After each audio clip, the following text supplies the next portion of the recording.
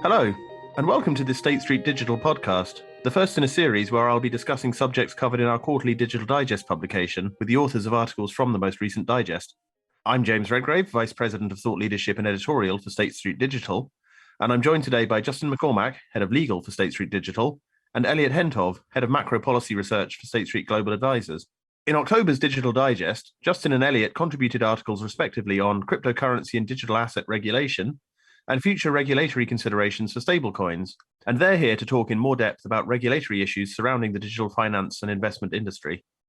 Justin and Elliot, welcome. Thanks, James. It's great to be here. Thank you, James, for the invitation. I'd like to start by talking about the regulatory direction announcements coming out of the US recently, with the Biden administration in September giving an update on its wide-ranging March executive order. Justin, you touched on this in your article, but I was wondering if you could go into a little bit more detail specifically on what those announcements had to say about consumer protection and market stability. Sure. Thanks, James. So the reports the reports came out in September, which was around the time they were scheduled to come out. They were due 105 days after, or 120 days after the issuance of the order itself.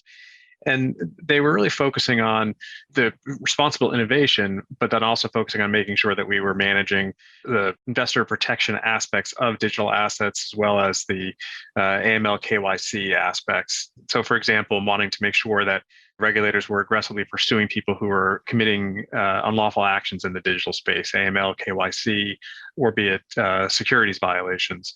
And then using the technology itself, the digital finance technology, to give people better access to payment methods. That's a big part of the stablecoin reviews and making sure that we have robust controls over stablecoins and that there are clear mechanisms by which to ensure that the assets are redeemable at par and that there is clear understanding of what the backing for those assets are. Elliot, in your article and the longer paper that it was taken from, you highlighted the distinction between stable coins that are entirely collateralized by real-world currencies or government bonds, and those that are either only partially so or that are backed by less stable assets, like potentially other cryptocurrencies.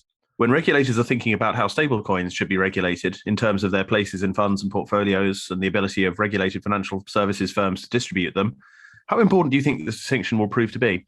The distinction will be very great. And I think just to add context to what Justin talked about the March regulatory initiatives, there's a growing recognition that the crypto blockchain finance industry is growing at a pace, even though it's maybe recently prices have declined. Nonetheless, the industry is growing and increasingly providing functions akin to financial services that exist in the traditional system.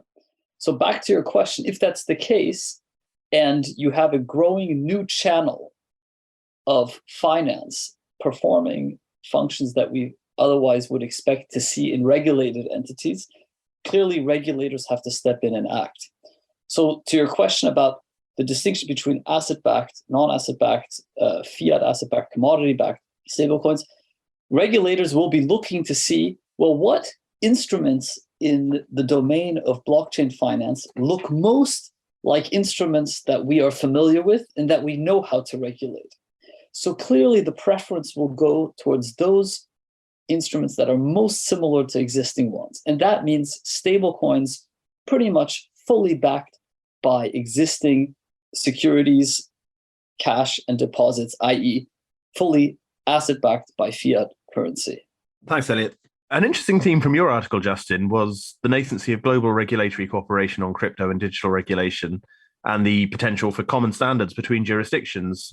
So could you perhaps give us a little bit of a thought on how you expect those to develop and ideas of how that would work and timescales and such like? And Elliot, are there any specific elements to stablecoin regulation where you think common cross-border standards will develop? Yeah, that's a great question, James. And I think it's been recognized in a number of statements that international coordination is really key and critical to the development of the crypto asset industry. To date, we've seen a lot of fragmentation. We've seen different markets are embracing crypto assets while other markets are pushing back against crypto assets.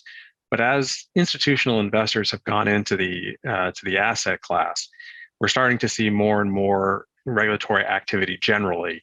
And as that regulatory activity is occurring, there are common themes that are emerging.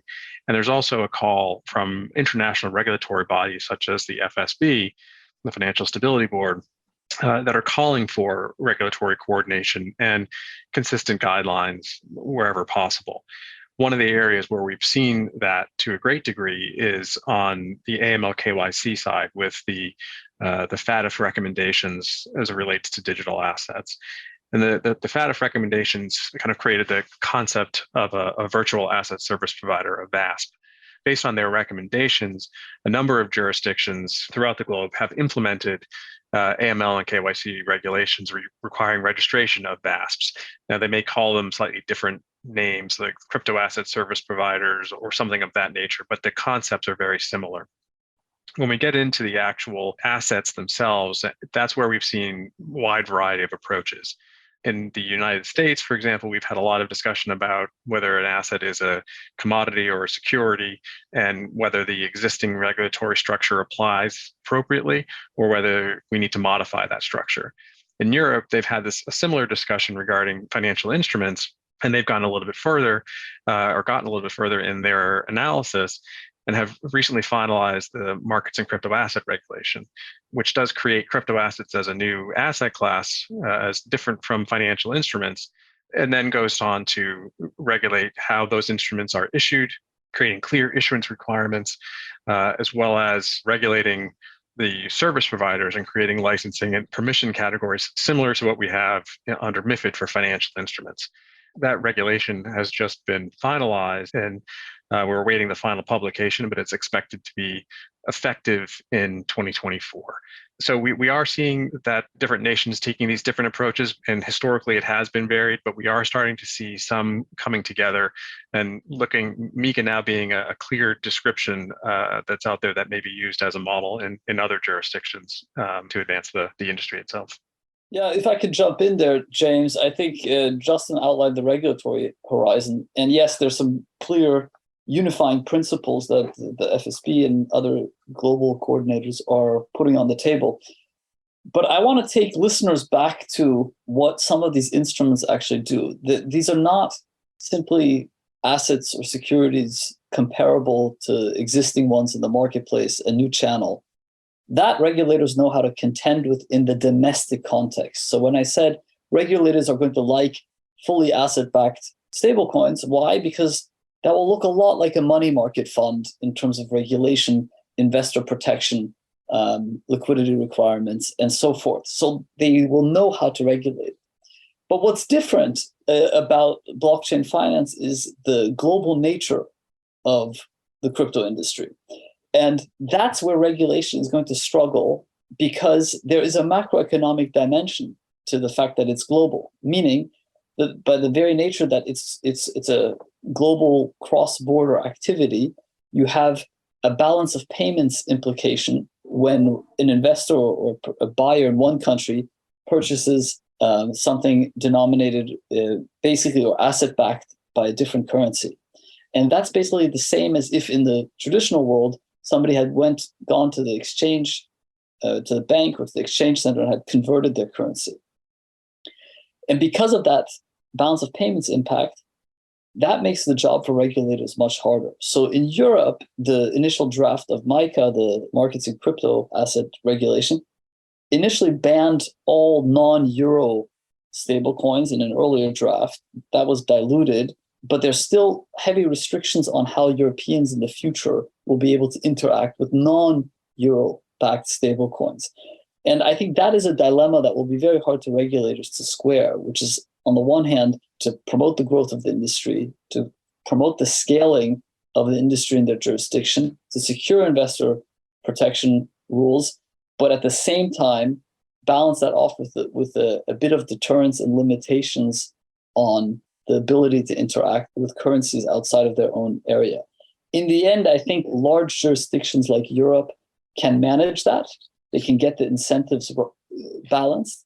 But I think a lot of lower income countries and mid-sized economies will struggle to do so. And as by their very nature will be challenged by the regulatory approval of stablecoins and other assets in this space. Because once that happens, the appeal will just rise for a lot of investors or buyers or depositors or whatever you want to call them across the globe, to use that channel to basically have a safe dollar-like asset that's accessible and accessible at a low cost. Thanks, Elliot. That is interesting, and it raises, I think, the interesting sort of notion that obviously the more regulation that comes into this market, the more appealing the asset class will become to investors who, institutions, for example, are looking for the degree of security that regulated entities and a regulated market entails.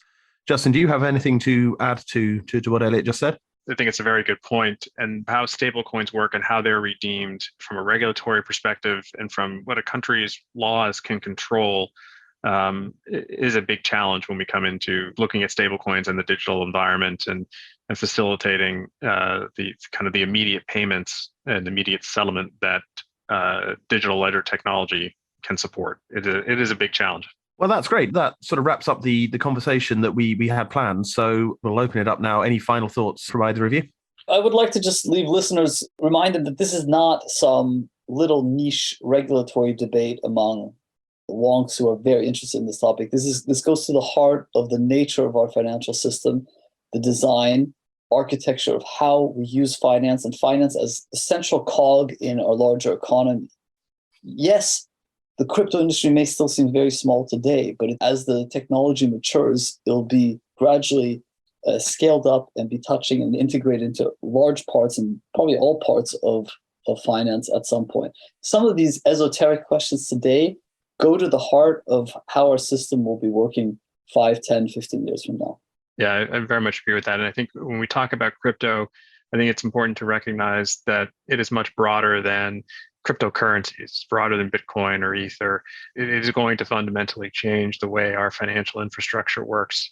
The crypto technology, the cryptographic technology and distributed ledger technology is going to create a lot of new efficiencies and a new way of communicating and conducting financial transactions in traditional assets.